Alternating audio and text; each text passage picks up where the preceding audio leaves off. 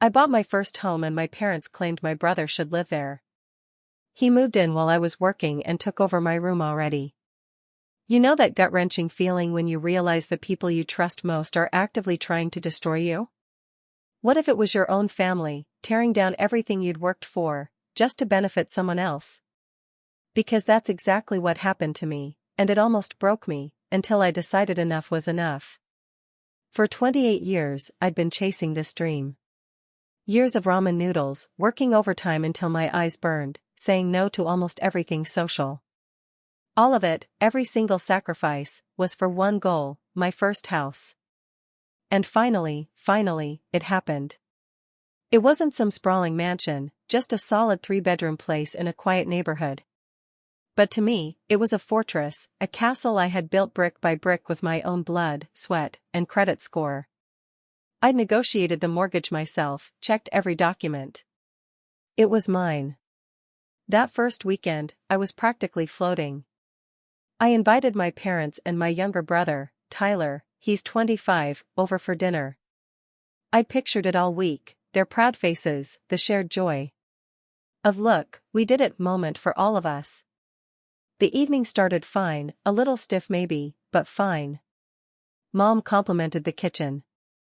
Dad asked about the mortgage rate, probably checking to see if I'd gotten ripped off.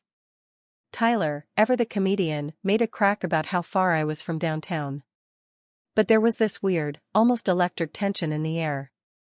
You know, when everyone's smiling, but it feels a little too forced? That was the vibe. Then we sat down to eat, and it just exploded. Tyler, with this smug smirk, leaned back in his chair and dropped the bomb. You only bought this house because Mom and Dad helped you. So, let me move in. You've got the space. My fork froze halfway to my mouth. What? I barely got the word out. Mom actually nodded, like he'd just uttered the most perfectly reasonable statement on earth. He's right, Alex. You should help family. Tyler's been having a rough time with rent. It's the least you can do. And Dad, of course, piled on. Exactly. Your mother and I raised you. Supported you through college.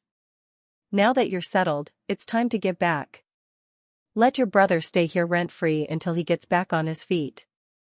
It's the least you can do. I actually laughed. A sharp, incredulous laugh. Rent-free, in my house? The one I'd just bled for? I waited for someone to crack, to wink, to say just kidding. But their faces were stone. They were all looking at me, expecting me to just say, sure, no problem, and hand over the keys to my spare room. Hold on, I said, my voice shaking a little despite my best efforts. I didn't ask for your help with this house. I paid for it myself. Why would Tyler just move in? Tyler rolled his eyes like I was being dense. Yeah, but my rent just went up, and you've got 3 bedrooms. You don't even need all that space. Mom sighed dramatically, as if I was the selfish one. Alex, stop making this difficult. Family helps family. Something about the way she said it made my stomach knot. It wasn't a suggestion. It was a command. An expectation. I took a slow, deliberate breath, put my fork down, and said, very carefully, if that's how you all feel, then maybe you shouldn't expect me to keep helping you anymore. The table went absolutely silent. Even Tyler's smirk evaporated. For a moment, the only sound was the faint clinking of Dad's fork against his plate. My face was burning, but I held their gaze. Then, slowly, I reached into my pocket and pulled out my phone. I hadn't planned on dropping that line, don't expect me to keep helping you anymore, but it just came out, a spark hitting dry wood. The silence that followed was thick, heavy, suffocating. Mom's fork was frozen in midair. Tyler's face was finally devoid of its usual arrogant grin. Dad looked at me like I'd just kicked his favorite dog. What's that supposed to mean? Dad finally said, his tone sharp enough to cut glass. It means, I said, leaning back in my chair, trying to project a calmness I didn't feel, that I've been doing a lot for this family lately. Helping out financially, helping Tyler with his car last month, helping you guys with that vacation fund when the water heater blew. And now, suddenly, I'm supposed to hand over free housing because I'm the responsible one who bought a house? Tyler snorted. Oh, come on. You act like you're some saint just because you chipped in a couple times. You're single, Alex. No kids. You've got way more disposable income than I do. I'm just asking for a room, not a kidney. I couldn't help it. I laughed again, a harsh, humorless sound. Right. Because having a job and paying my own bills is a rare medical condition I should be punished for. Mom shot me a look, pure fury in her eyes. Alex, that's not fair. Your brother is trying. He's been under so much stress. Really? I cut in, maybe a little too sharply, because last week he posted an Instagram story from Miami with a caption that said, and I quote, "Living my best life." Is that the stress we're talking about? Tyler rolled his eyes. Wow, stalking my socials now, creepy much? I follow you. I shot back. It's not stalking if you literally broadcast it to your 300 followers. And I'm pretty sure that poolside margarita cost more than my water bill for the entire month. Dad pushed his plate away, his face darkening. Enough, both of you. This bickering is childish. The point is, your mother and I are asking you to step up for your family. We helped you get where you are. It's time to return the favor. That line hit me like a physical blow. Because it wasn't true. They hadn't helped me get where I was, not financially. If anything, I had been slipping them extra cash for years. But I bit my tongue. This wasn't the hill to die on, not tonight. I stood up, collecting plates like the good host I was still trying desperately to be. You know what? Let's table this conversation for later. Dinner's getting cold. But it didn't stop there. Oh no. Over the next few days, things got worse. First came the texts from Mom. Little passive-aggressive. Reminders about how much family means and how proud your grandparents would be if you helped your brother through this tough time. She even sent me a picture of Tyler as a toddler, wearing a dinosaur onesie, with the caption, "Remember when you used to protect him?" I almost replied, yeah, and then he learned how to talk, but I held back. Then came Dad's calls, short, clipped, always ending with some variation of, "It's your duty, Alex. We didn't raise you to be selfish." The real kicker came on Friday. I got home from work, opened my fridge, and found 2 grocery bags with Tyler's name written on them in Sharpie. He'd apparently let himself in while I was at work, which meant one of my parents had given him the spare key I'd left at their house for emergencies. I called Mom immediately, trying to keep my tone light, but my heart was pounding. Hey, quick question, did someone break into my house and drop off groceries, or did you give Tyler my spare key? Oh, that, Mom said, sounding completely unbothered. Yes, I gave it to him. He needed to drop off a few things since he'll be moving in soon. It just made sense. My jaw dropped. Moving in soon? We hadn't even agreed on anything. Alex, she said, her voice dripping with condescension, stop being dramatic. You have 2 empty bedrooms. You won't even notice he's there. I let out a sharp, incredulous laugh. Oh, yeah? Is he bringing a cloaking device? Because I feel like I'd notice a fully grown man living in my house rent-free. She sighed. Why are you making this difficult? He's your brother. He needs support. This is what family does. I gripped the phone tighter. You know what else family does? They ask before handing out keys to someone else's house. That night, I changed the locks. Saturday morning, Tyler showed up at my door, duffel bag in one hand, pure shock on his face when his key didn't work.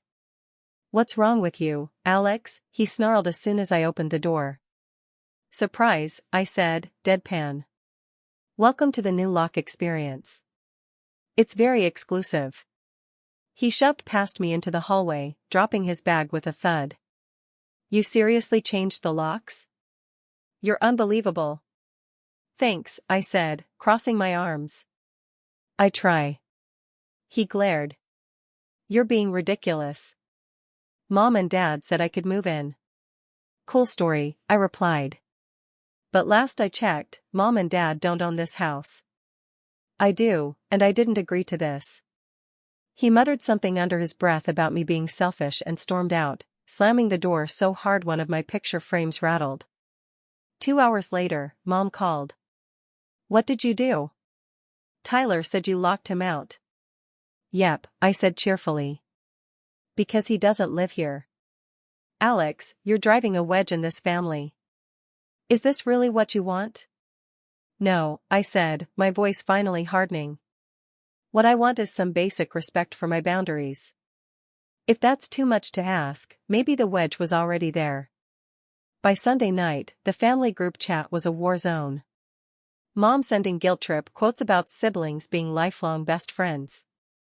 Dad posting lectures about gratitude. Tyler dropping passive-aggressive memes about greedy landlords. I stayed quiet, but inside, a little voice was whispering, maybe it's time to stop playing nice, because if they thought I was selfish before, they were about to see just how selfish I could really get. The group chat stayed quiet for a few days after I ignored their guilt-tripping. I honestly thought maybe things were cooling down, that they had realized I wasn't budging. I threw myself into work, invited a couple of friends over to Kristen the Grill on my back deck, and for the first time since buying the house, I started to feel like it was really my place. Then Friday rolled around. I was coming home from a long day, ready to binge some Netflix and enjoy a rare quiet evening. But when I pulled into the driveway, my stomach dropped. Tyler's beat-up Honda Civic was parked right in front of my garage. At first, I thought maybe he'd just come by to talk. But when I stepped inside, my worst fear was confirmed. There were boxes in my living room. Not just one or two, an entire stack of them, labeled in Tyler's messy handwriting, clothes, gaming console, kitchen stuff. And there, sitting on my couch, controller in his hand, was Tyler, playing my PlayStation. Hey man, he said, as if this was totally normal. Hope you don't mind. Mom said it was fine for me to go ahead and start moving my stuff in, since you've been so busy. I blinked. Excuse me? He barely looked up from the screen. She said you'd come around eventually, so I figured, why wait? Might as well get settled now. I laughed, but it wasn't a funny laugh. It was that hollow, I can't believe this is happening kind of laugh. Tyler, how exactly did you get in here? Because I changed the locks. Oh, yeah, he said, finally pausing the game. Dad had a locksmith friend come by earlier this week and make a copy for me. You really shouldn't make things so difficult, you know. I just stood there, my blood pressure spiking so fast I could hear it in my ears. You had someone rekey my house without my permission? He shrugged, completely unfazed. Relax, man. We just needed a spare key anyway, right? This is your family we're talking about. Stop acting like such a control freak. A control freak? For being upset that my house had been essentially invaded? I stormed into the kitchen, half expecting to see my food untouched.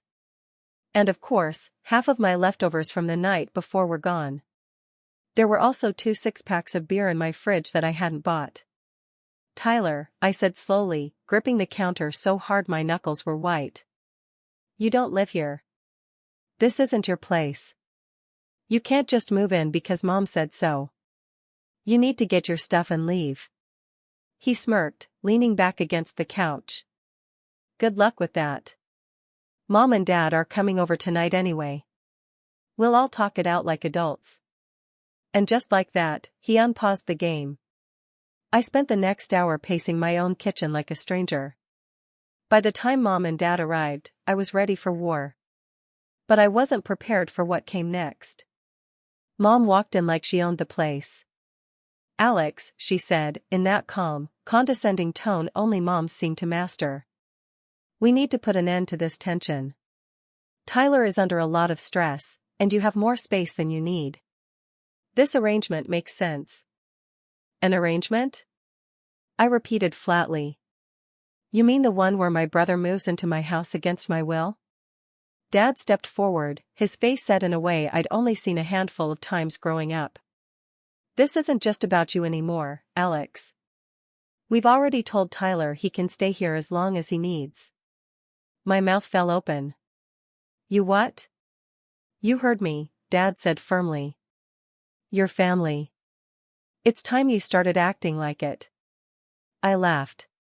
A short, bitter laugh. Acting like it? You just had someone break into my house and make a copy of my key. That's not family. That's trespassing. Mom shook her head, her voice full of that disappointed tone that used to make me feel guilty as a kid. I can't believe how selfish you're being. Tyler is your brother. He's going through a rough patch, and all you can think about is yourself. Rough patch? I said, incredulous. He just went to Miami. He has a job. The only rough patch he's in is the one where he doesn't want to pay rent anymore. That's when Tyler decided to throw gasoline on the fire. Maybe if you weren't such a control freak, you'd actually have a girlfriend by now instead of sitting in this empty house alone. No wonder you bought such a big place, overcompensating much? For a moment, the room went dead silent. I stared at him, and I could feel that laugh bubbling up again. Except this time, there was no humor in it. You know what, Tyler, I said, my voice low, dangerously calm. You can make all the jokes you want about my life, but at least I'm not the one who needs mommy and daddy to beg my older brother for free rent. Tyler's smirk faltered for just a second, but Mom was quick to swoop in. Enough, she said sharply. We are not going to let you throw your brother out on the street. If you won't do this willingly, we'll figure something else out. What's that supposed to mean? I asked, my chest tight. Dad crossed his arms. It means we might have to take a more formal approach. Your name might be on the deed, but we can still talk to a lawyer about what's fair. After all, family contributions count for something. I couldn't believe what I was hearing. Were they seriously threatening legal action over my house? Over something they hadn't even paid for? At that moment, something inside me snapped. I didn't yell. I didn't throw anything. I just picked up my phone, opened my banking app, and scrolled to the history of every single transfer I'd made to them over the past 3 years. Mortgage help when their roof needed fixing. Extra cash when Tyler lost his job last summer. Plane tickets for them to visit Mom's sister last Christmas. I turned the screen around and held it up. See all this? This is what I've done for this family. Tens of thousands of dollars.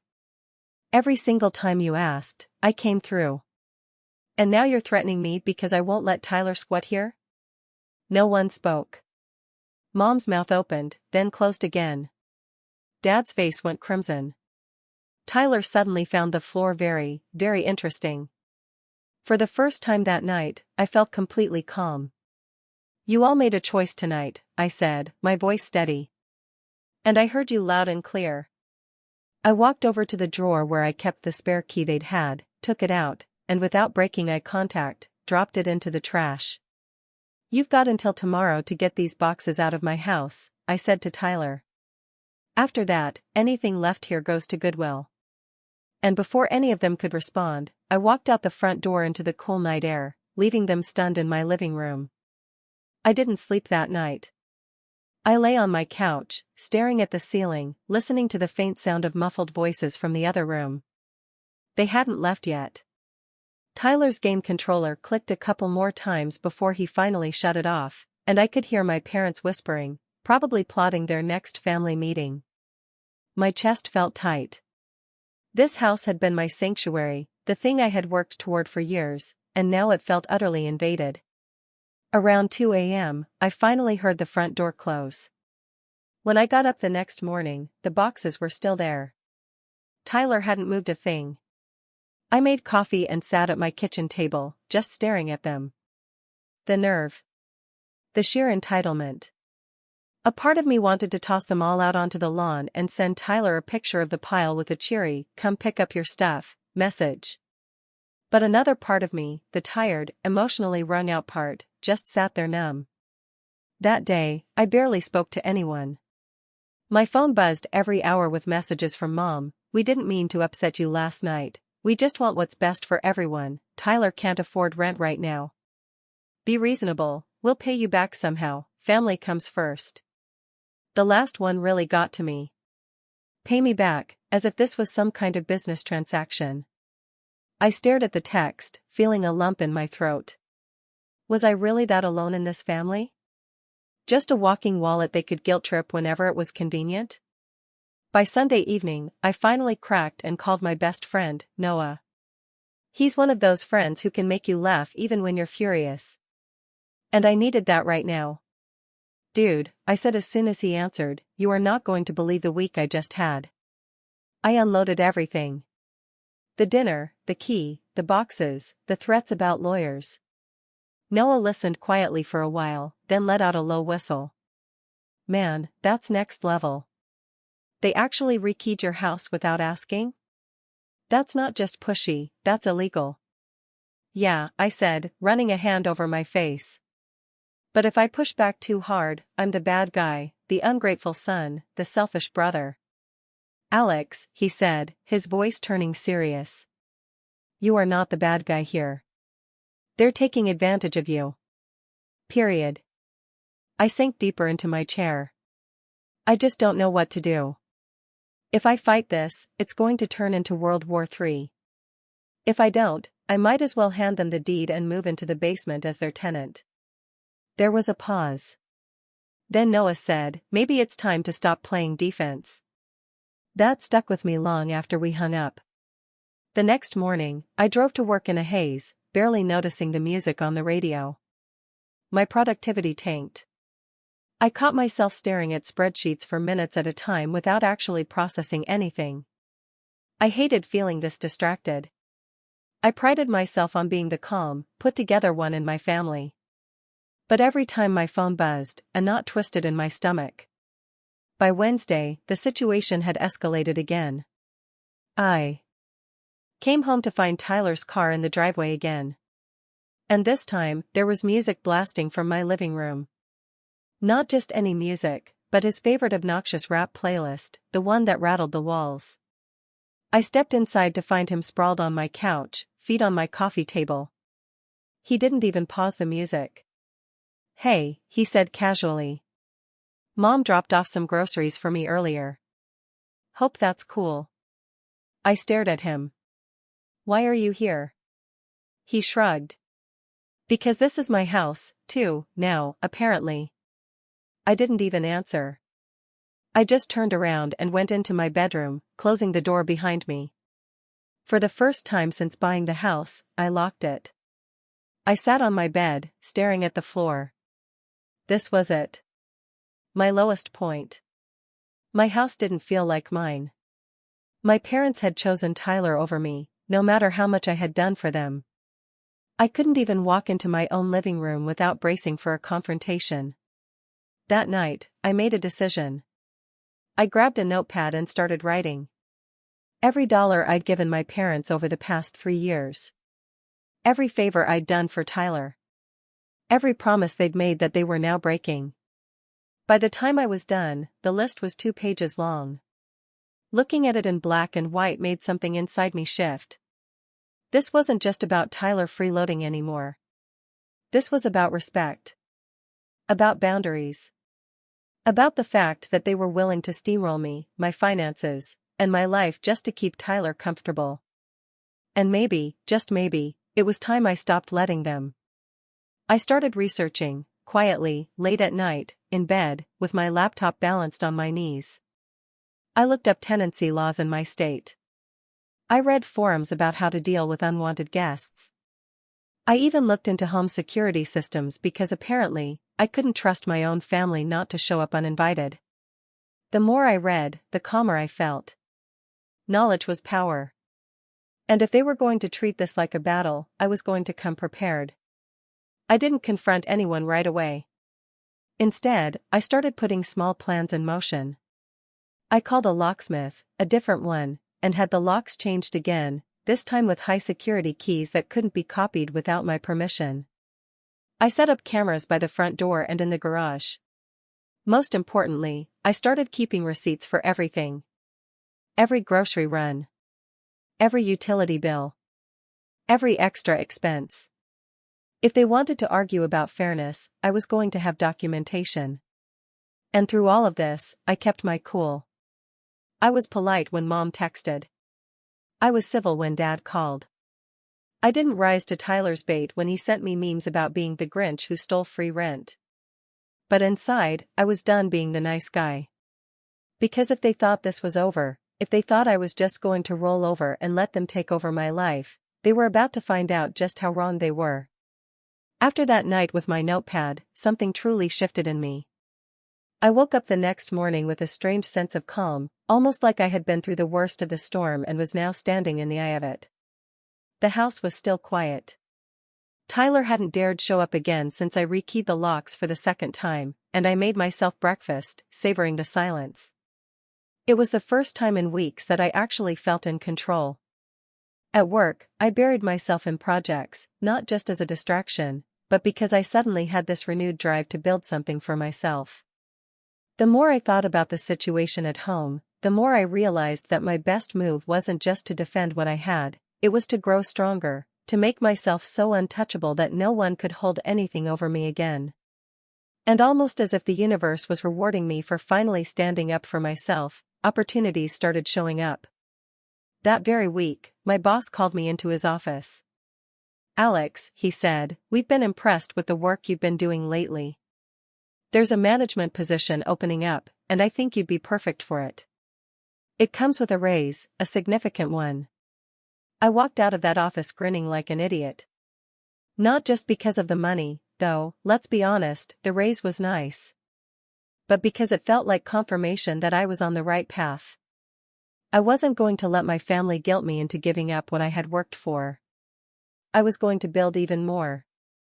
With the raise, I was finally able to start setting aside serious savings for the first time since buying the house. I opened a separate account just for future investments. And yes, a little part of me labeled it in my head as the revenge fund, even though it was mostly just for financial security. Meanwhile, the house started feeling like a sanctuary again. I redecorated the spare bedroom Tyler had been eyeing, turning it into a home office. I bought myself a nice desk, hung some art on the walls, and every time I sat down to work in there, I felt a little jolt of satisfaction, knowing it wasn't a space for him anymore. The cameras I installed gave me peace of mind, too. No more wondering if someone had been in my house while I was gone. Now I could check my phone and see for myself. It wasn't just material stuff, though. I started hitting the gym again, something I hadn't done consistently since college. At first, it was just to burn off the stress. But soon enough, I started feeling better, stronger, sharper, more focused. Even my friends noticed the change. "Man, you're glowing," Noah said one night when we grabbed a beer. "I was worried you were going to spiral for a while there, but you look like you've got everything handled." I smirked. "Oh, I've got plans." And I did. I started documenting everything. Every interaction with my parents and Tyler went into a little folder on my computer: dates, times, screenshots of texts, summaries of calls. It wasn't about being paranoid. It was about being prepared. And slowly, the tone from my family began to shift. At first, they had been angry, accusing me of turning my back on them. But now, the messages were more cautious, almost pleading. "Mom, Tyler's looking at some apartments this week. Maybe you can help him with the deposit?" "Dad, we all just want things to go back to normal." I didn't respond right away. When I did, my replies were calm and measured. "I'm glad Tyler's looking for a place," I texted back. "That's the right move for everyone." When Mom asked about the deposit again, I simply replied, "No. I've already helped enough." It felt good. No, it felt amazing to set boundaries without guilt. And maybe it was a little petty, but I started posting pictures of my progress online: the newly redecorated office, the flowers I planted in the backyard, even the new locks on the doors with a caption that said, "Finally got the security upgrade I wanted." Love feeling safe in my own home. Tyler didn't comment directly, but I saw he viewed every story. By the time summer rolled around, I was in a completely different place emotionally. I had paid off a chunk of my mortgage with my raise. I was in the best shape of my life. And I had a plan, a real, solid plan for how I was going to make sure this never happened again. The plan wasn't just about Tyler. It was about changing the dynamic entirely, making it clear that I wasn't just the family ATM, the one they could guilt trip into doing whatever they wanted. And then, just when things were finally starting to settle, the final straw arrived. One Friday afternoon, I came home to find a note taped to my door. It was from Tyler. "Since you won't help me, I'm staying at Mom and Dad's for now. But they agree I deserve some of the space here since you wouldn't have made it without them. We'll be talking to someone about that soon." I read the note twice, then 3 times, then felt a slow smile creep across my face. Not because I was happy, far from it, but because this was exactly the opening I needed. If they wanted to escalate this into something formal, I was more than ready. And this time, I wasn't just going to defend myself. This time, I was going to make sure there was no coming back from what I was about to do. When I found that note from Tyler on my door, I didn't crumple it up or throw it away. I pinned it to my fridge, a reminder not just of his entitlement, but of how far they were willing to go to pressure me. If they really were planning to talk to someone about what was fair, I needed to be ready. And I wasn't just ready to defend myself anymore. I wanted to make a statement they wouldn't forget. That weekend, I drove to my parents' house. Not to argue, I didn't even plan to see them. I just needed to pick up some old paperwork they kept in their filing cabinet, stuff from when I was in college. But when I got there, I noticed something strange. Mom and Dad's cars were both gone, and Tyler's car was in the driveway. I debated leaving, but curiosity got the better of me. I unlocked the side door. Yes, I still had a key to their house, though after everything that had happened, I was starting to think about returning it, and stepped inside. Tyler was sitting at the kitchen table, laptop open, earbuds in. He didn't notice me at first. I should have just grabbed my papers and left. But when I glanced at his screen as I passed, I froze. He was filling out a form, an application for emergency rental assistance. Now, there's nothing wrong with that in general, but here's the thing, I knew exactly how much Tyler made. He wasn't eligible. And worse, I recognized the address he had listed. It wasn't Mom and Dad's house. It was mine. I stood there, staring at the screen until he finally looked up. "Hey," he said casually, pulling out one earbud. "Didn't know you were coming by." I kept my voice neutral. "What are you doing?" He hesitated for a second. "Just filling out some forms." "For emergency rental assistance," I said, nodding toward the laptop. He shrugged. "Yeah, they said I might qualify if I show I've got nowhere else to go." "But you do have somewhere else to go," I said, trying to keep my temper in check. "You're literally staying here. And you put my address on there?" He grinned. Actually grinned, like this was all a big joke. "Relax. It's just paperwork. If I get approved, it's free money. Might even help cover your mortgage, you know? Win-win." I stared at him, stunned. "That's fraud, Tyler." He rolled his eyes. "No one's going to check that closely. You worry too much." I walked out before I said something I'd regret, but my mind was spinning. When I got home, I sat down at my computer and started digging. Not just into rental assistance programs, but into every legal document related to my house, deed, mortgage agreement, property tax records, everything. What I found made my stomach twist, and then slowly relax. Because there it was, in black and white. I was the sole owner. No one else's name appeared anywhere. Not my parents, not Tyler, not a single hint of family contributions that could be used to claim equity. It was all mine. But that wasn't the only thing I discovered. While combing through my documents, I came across a clause in my homeowner's insurance policy, one I hadn't paid much attention to before. It specifically covered legal costs related to property disputes, including unauthorized occupancy. That was the moment the pieces started to click into place. I didn't just have the moral high ground. I had the legal high ground, too. And if they really wanted to push this, I could take it all the way, and have backup from my insurance to cover the fight. Still, I wasn't going to act rashly. I wanted to be smart about this. I wanted every step documented so thoroughly that when the hammer finally dropped, there would be no room for argument. So, I started keeping even more detailed records. Every time Tyler showed up, I wrote it down. Every message from my parents went into a folder. I even saved that note on my door and scanned it, just in case it went missing later. I also quietly upgraded my security system.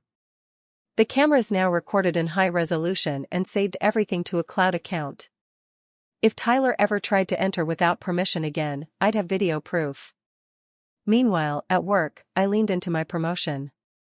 I started networking with some of the company's legal and compliance folks, just casual conversations, nothing too obvious, and picked up a few tips about how to handle property disputes.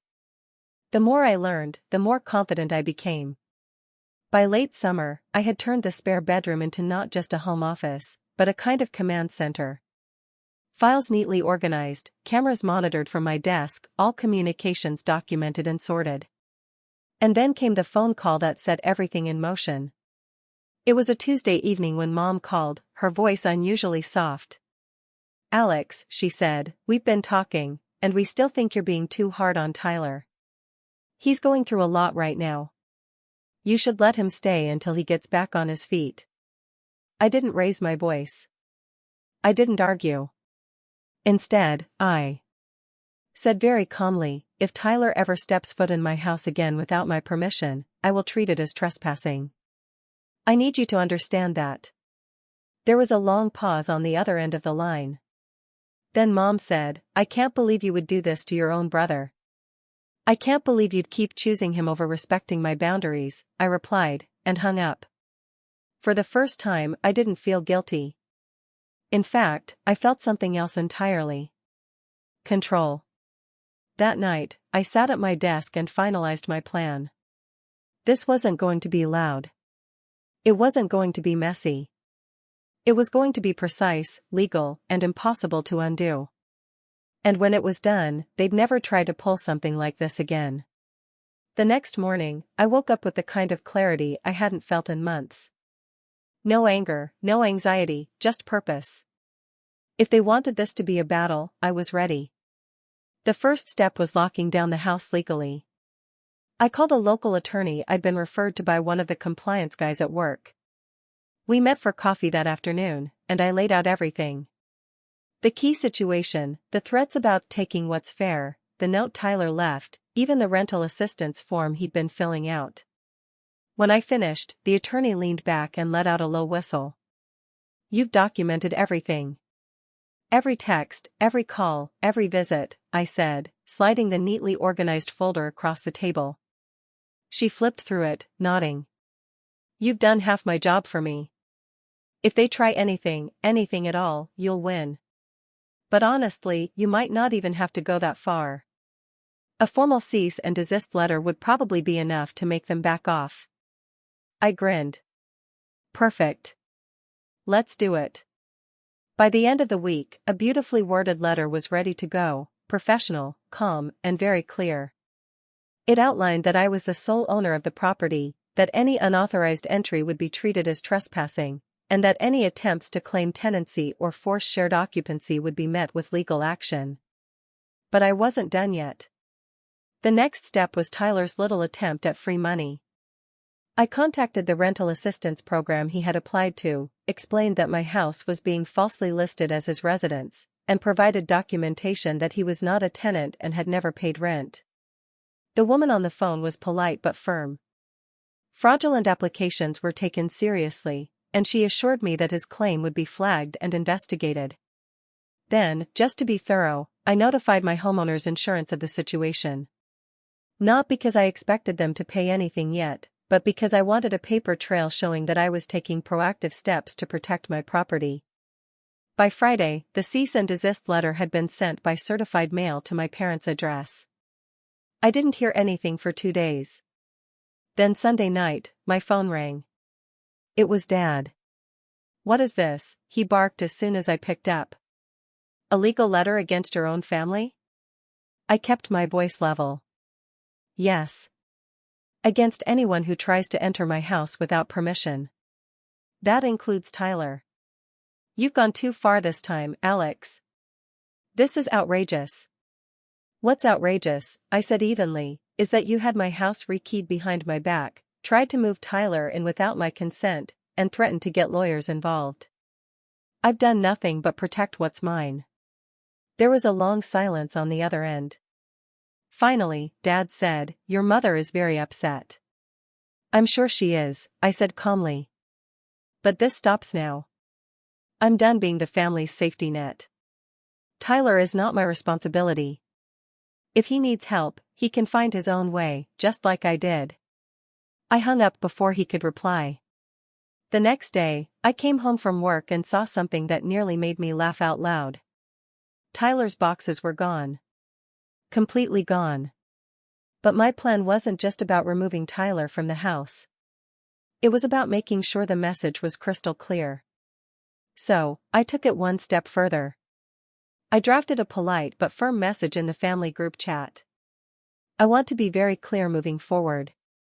My house is off limits unless I invite you. There will be no spare keys, no dropping off groceries, no letting yourselves in while I'm at work. I have cameras now. If anyone enters without permission, I will treat it as trespassing and involve the police. This is not up for debate." I hit send and put my phone down. For a few minutes, there was silence. Then the messages started rolling in. "Mom, I can't believe you talked to us this way. Tyler, you're seriously overreacting, man. Dad, we raised you better than this." I didn't reply. Instead, I posted a picture to my Instagram story, a glass of wine on my back deck, my feet up on the railing, and the caption, "Finally enjoying my home in peace." Within minutes, I saw their little profile icons pop up as they viewed it. And just like that, the group chat went quiet. But I still had one more card to play. A week later, I got a call from the rental assistance office. They confirmed that Tyler's application had been officially denied and flagged for attempted fraud. That meant he wouldn't just be rejected, but his name would now be on a list of people whose future applications would face extra scrutiny. I didn't tell him right away. I waited until Saturday morning when I knew he'd be home and sent him a short text. "By the way, I told the rental assistance program you were falsely listing my house as your residence. You might want to stick to honest applications from now on." The typing bubbles popped up, disappeared, popped up again. Finally, all he sent back was, "You're unbelievable." I smiled and locked my phone. No yelling, no drama, just quiet, calculated moves that left me exactly where I wanted to be, in control, with my house and my boundaries completely protected. And yet, a part of me knew there was still one final conversation that needed to happen face to face before I could really call this done. Because as satisfying as this was, I wanted them to look me in the eye and understand that this wasn't about money or space or even Tyler. This was about respect. It took another week before I heard from them again. The group chat stayed silent, my phone blissfully free of guilt trip notifications, and for the first time in months, I was able to wake up without feeling that knot in my stomach. But I knew it wasn't truly over, so I decided to finish it. I texted Mom and Dad and invited them over for Sunday dinner. No Tyler this time. I made that clear. Mom tried to argue, "He's part of this family, too." But I shut it down with a simple reply, "This conversation is between us. If he comes, the door will stay locked." When Sunday rolled around, I made the house spotless.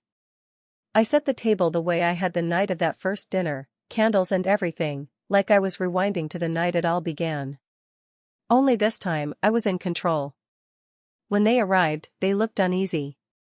Mom's eyes darted around the house like she was checking to see if anything had changed.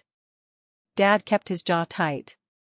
We sat down, and for a while, no one spoke. Finally, Mom broke the silence.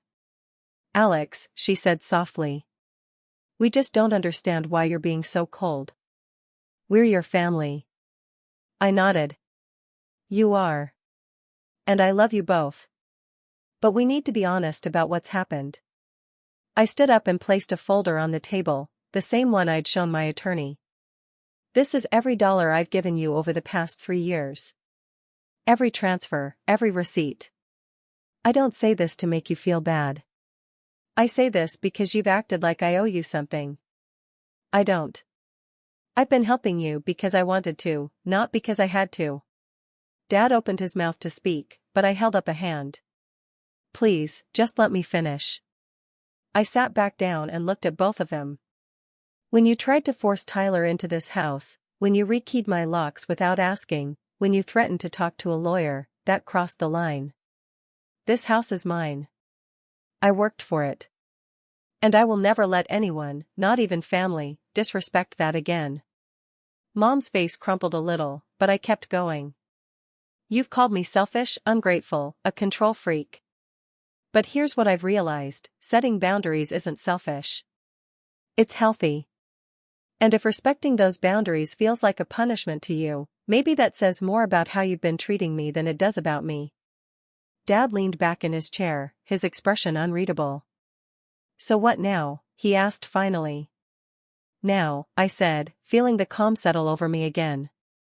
Now things change. Tyler is not welcome here unless I invite him. There will be no more spare keys, no more unannounced visits, no more dropping off groceries or using this house like it's a family storage unit. If that's too much for you to accept, then maybe we need some space for a while. Mom wiped at her eyes, silent. Dad nodded slowly. I don't agree with how you've handled this, he said. But I can see you're serious. I am, I said simply. We finished dinner mostly in silence, but it wasn't the tense, angry silence from before. This was quieter, heavier, the kind of silence that means something has shifted permanently. When they left, Mom gave me a hesitant hug at the door. I still think you're being too harsh, she said. But I guess we needed to hear this. Yeah, I said, opening the door for them. I think we all did. After they drove away, I stood in the doorway for a long time, watching the taillights disappear. The house was quiet again. Not empty, not invaded, just quiet. I walked back to the kitchen, blew out the candles, and looked around at the space I had fought so hard to protect. For the first time since buying it, I didn't just feel like I owned a house. I felt like I owned my life. I took the folder from the table, opened the trash can, and dropped it in. Not because I needed to, but because I no longer had anything to prove. Then I poured myself a glass of wine, stepped out onto the deck, and watched the sunset over my backyard. And as the last of the light faded, I said it out loud, not to anyone else, just to myself, it's mine. Finally, it's mine. And this time, there was no one left to argue. Have you ever had to draw a hard line with your family, even when it felt like the hardest thing you'd ever do? I'd really love to hear your experiences in the comments below. What would you have done in my place?